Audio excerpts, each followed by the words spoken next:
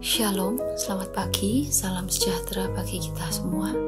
Tema renungan kita pada pagi hari ini berjudul Manusia Baru dan Disiplin Rohani. Efesus 4 ayat 21-24 menuliskan, "Karena kamu telah mendengar tentang Dia dan menerima pengajaran di dalam Dia menurut kebenaran yang nyata dalam Yesus, yaitu bahwa kamu berhubung dengan kehidupan kamu yang dahulu harus menanggalkan manusia lama yang menemui kebinasaannya oleh nafsunya yang menyesatkan, supaya kamu dibaharui di dalam roh dan pikiranmu dan mengenakan manusia yang telah diciptakan menurut kehendak Allah di dalam kebenaran dan kekudusan yang sesungguhnya." Manusia baru di dalam Kristus adalah orang merdeka dari segala perbudakan dosa, keinginan daging, dan hawa nafsu dosa. Tetapi tidak cukup sampai di sini, harus bertransformasi menjadi hamba kebenaran atau pelaku kebenaran, yaitu dengan menanggalkan manusia lama, kita akan dibaharui dalam roh dan pikiran kita, supaya kita mengenakan manusia yang baru.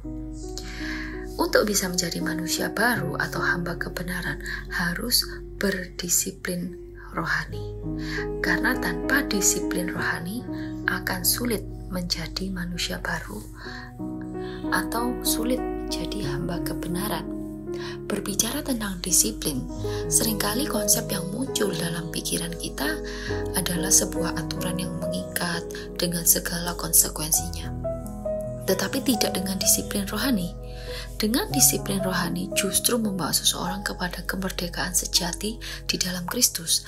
Karena disiplin rohani ini pembebas. Disiplin rohani ini pelepas, bukan pengikat. Akan sangat sulit, bahkan tidak mungkin bagi manusia untuk melepaskan diri dari kebiasaan buruk, melepaskan diri dari hawa nafsu, atau melepaskan diri dari segala pencemaran dengan usaha kita sendiri. Hanya karena anugerah Allah saja kita bisa lepas dari itu semua dan memperoleh anugerah kebenaran.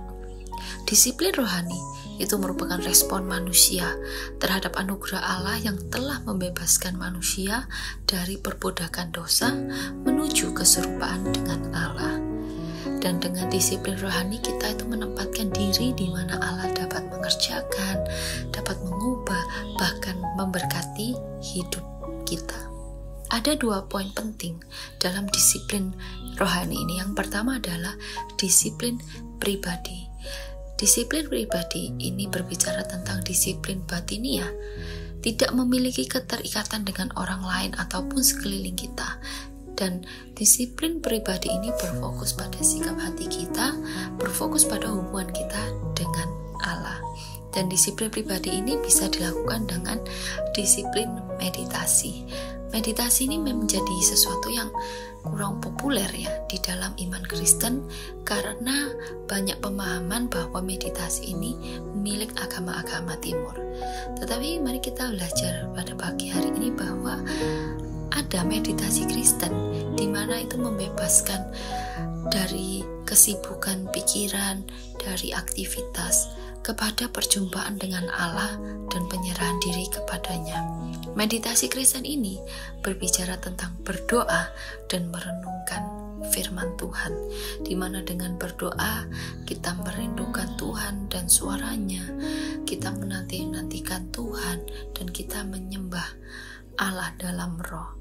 Dan lewat merenungkan firman dengan perenungan yang mendalam, di mana itu melibatkan roh, jiwa, dan tubuh kita. Itulah meditasi Kristen. Tetapi hambatannya adalah kita sering merasa tidak penting untuk melakukan itu, atau kita merasa sangat sibuk sehingga tidak bisa melakukan meditasi Kristen ini, ataupun kita melakukannya tetapi kita melakukannya dengan serba cepat. Mari kita sadari bahwa kebutuhan kita yang terpenting adalah damai sejahtera, ketenangan, dan kekuatan hati, di mana itu semua hanya kita bisa dapatkan di dalam Allah melalui disiplin meditasi ini dengan berdoa dan merenungkan firman Tuhan. Dan meditasi ini harus dilakukan dengan sepenuh hati dan jiwa, tidak bisa hanya karena ikut-ikutan. Poin yang kedua adalah disiplin berjamaah. Disiplin ini terkait dengan orang banyak, dan disiplin ini yang dilakukan bersama-sama dalam berkomunitas dan juga bergereja. Dalam kehidupan berkomunitas, pasti ada banyak gesekan, bahkan konflik. Dosa atau kesalahan pribadi yang kita lakukan itu bisa mengganggu orang lain. Oleh sebab itu perlu adanya disiplin pengakuan. Pengakuan dosa bukan hanya urusan pribadi. Yakobus 5:16 menuliskan, hendaklah kamu saling mengaku dosamu.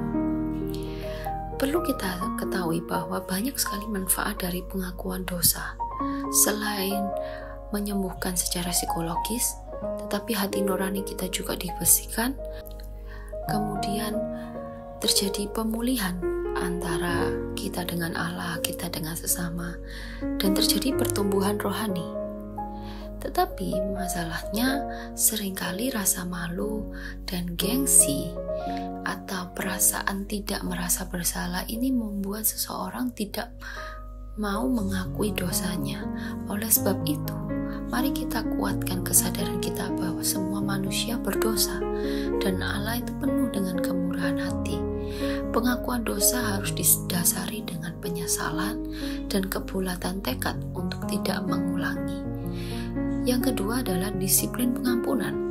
Dengan pengampunan, orang percaya diberi tanggung jawab untuk memulihkan, untuk menyembuhkan perasaan orang yang berdosa dan mendoakannya.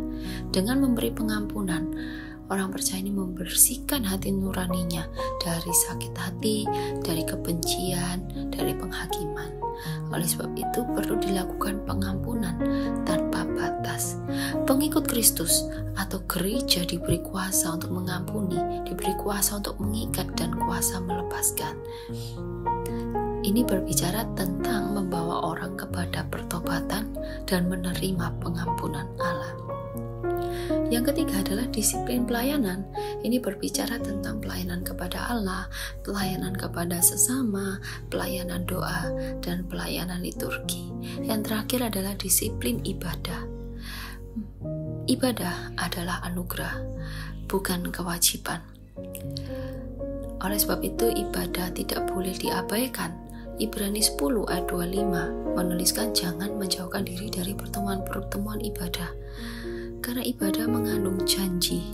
Oleh sebab itu mari kita beribadah dengan cara yang berkenan kepada Tuhan, yaitu dengan tubuh, jiwa, dan roh.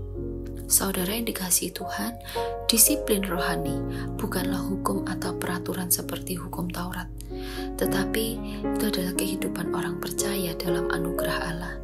Jika tidak dihidupi dengan iman dan kesungguhan hati, disiplin rohani ini akan menjadi hukum yang mengikat, membelenggu, dan menjadi beban yang berat. Mari kita lakukan disiplin rohani ini, karena disiplin rohani membawa kita kepada kehidupan yang penuh sukacita, damai sejahtera, dan berkat Tuhan. Amin. Tuhan Yesus memberkati.